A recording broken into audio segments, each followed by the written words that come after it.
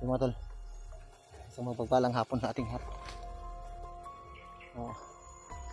Bumalik ako sa area mga tol dahil napunta ko sila Remart.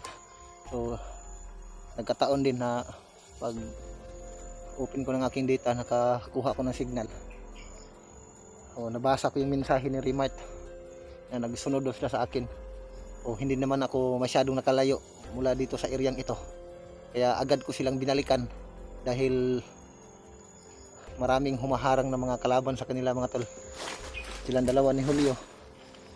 Salamat naman at ligtas silang dalawa. Yung kubo na nakita ko mga tol ay hindi rin ako makapasok dahil napakaraming nakabantay, maraming mga nakaabang doon. So buti na lang at natanggap ko kaagad yung mensahe ni Remart, tapos nagtawagan kami. Nagtawagan na kami ni Remart, sabi niya sa akin hindi daw sila basta-basta makalabas sa areang ito dahil hinaharang daw sila parati. Kaya agad akong bumalik. Yun nga ay hindi naman masyadong kalayuan mula doon sa napuntahan kong may kubo, yung bundok na yun at itong bundok na ito. So nilakad ko ito ng buong gabi hanggat sa nakarating ako dito mga tol. Nakabalik ako dito dahil nangangailangan ng tulong si Remart at si Brad Julio. Yun nga, dahil hinaharang sila palagi ng mga bandido. So marami palang mga nakaabang dito sa kanila, hindi sila basta-basta makalabas dito, kaya agad ko silang binalikan. So andito na ako ngayon mga tol. Mula kagabi naglakad ako buong gabi mga tol, hanggat kaninang umaga at tanghali. So ngayon hapon na ako nakarating dito. So andito na ako mga tol. Sana'y magkita kami dito ni Bayo Remart at ni Brad Julio, dahil binalikan ko talaga sila mga tol. Dahil nanghingi na sila ng tulong sa akin na nahihirapan na sila maka labas dito dahil yung dinadaanan nila may mga nakaharang. So insakto alam ko itong areang ito, alam ko yung mga pasikot-sikot dito, kaya yun, binalikan ko sila Remart talaga. Dahan-dahan tayo mga tol, ibang pakiramdam ko dito. Sana makita ko sila Remart. So may mga bakas mga tol, baka dito sila nagbakbakan. May mga bakas, baka dito sila galing. Kailangan ko talagang balikan sila Remart mga tol, dahil alam ko na itong areang ito ay napakadelikado talaga dito.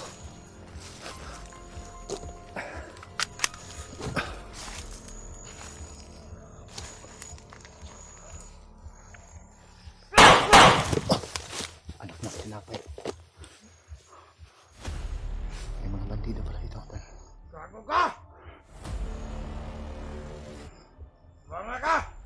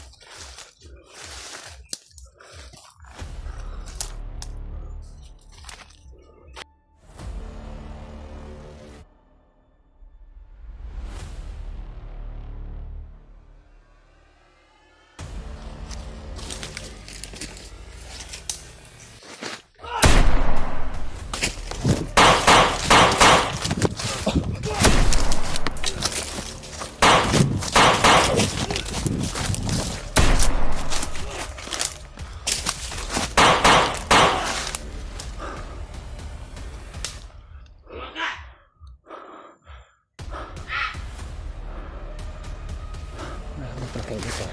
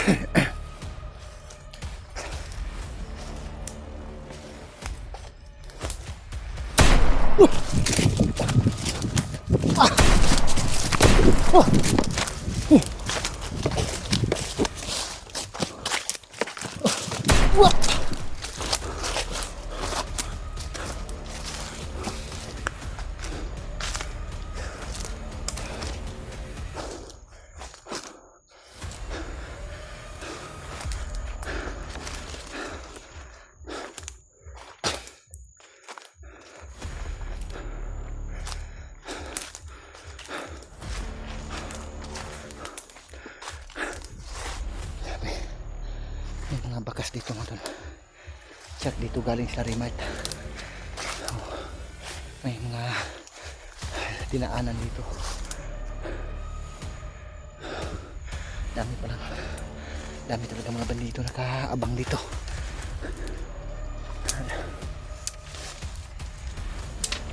Nanganib talaga yung buhay ng dalawang yun. Dahil hindi basta-basta ano dito.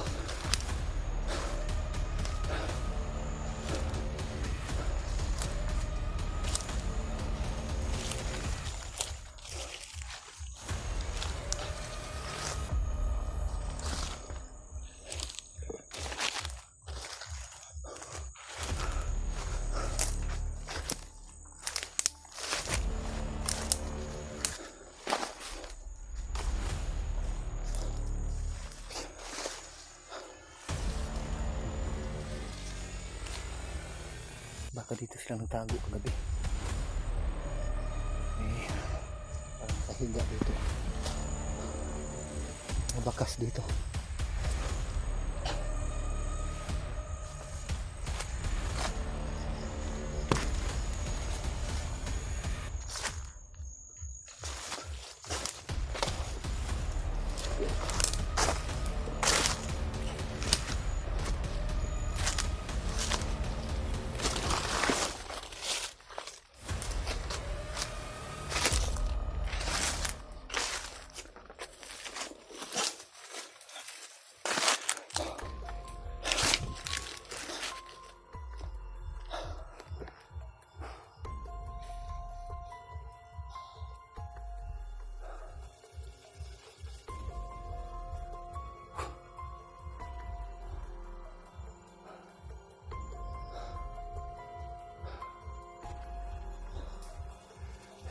hindi talaga basta-basta makalabas sila Remite dito mga tol, o makaalis sa lugar na ito dahil dami palang mga bandido nakaharang dito. Unang pagpasok ko pa lang sa araw na ito mga tol ay may sumalubong na agad sa akin. Mapapatakbo ka talaga dito mga tol, may mga sniper dito, kaya pala tumawag si Remite sa akin. So nagkataon din mga tol na nakakuha ako ng signal nung na-receive ko na yung mensahe ni Remite. So agad ko silang tinawagan. So, nagtawagan kaming ni Remite ni Brad Julio. So kailangan nila ng tulong dito dahil hindi sila basta-basta makaalis dito dahil daming mga nakaaligid dito ng mga bandido. O buti na lang yung napuntahan ko na may kubo doon, o hindi gaanong kalayuan dito, o nilalakad ko lang ng buong gabi hanggang umaga, at sa nakarating ako dito, nakapasok ako dito sa area nito.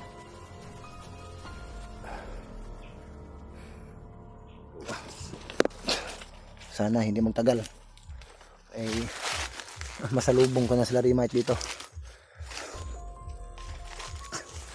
So, tuloy tayo sa paglalakbay mga tol.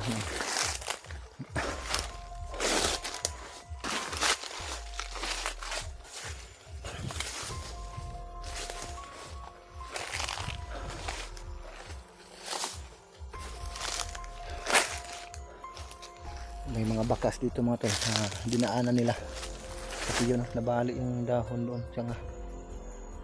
Baka dito nakipagbakbakan sila Brad Julio at si Bayo Remite. So sana matagpuan ko sila ngayon mga tol dahil napaka-delikado sa area ito. Kaya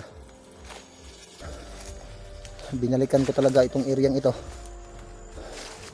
dahil yun nga, nanghingi ng tulong si Remite dahil nahihirapan sila sa paglabas dito dahil daming sniper. So kapag magkita na kami nila Julio at ni Remite, saka na namin lulusubin yung kubo na yun.